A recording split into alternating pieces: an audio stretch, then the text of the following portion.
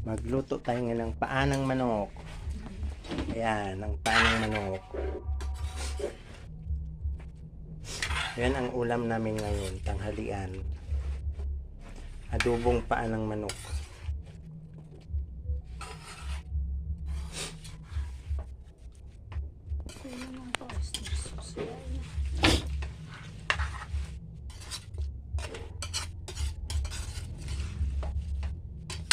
Haluin mo ng maigi, tapos maya maya maluto na yan.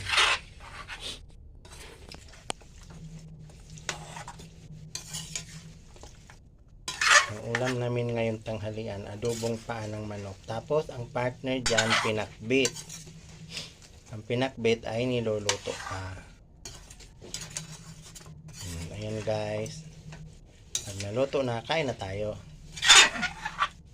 Ang pakbit naman isusunod ko.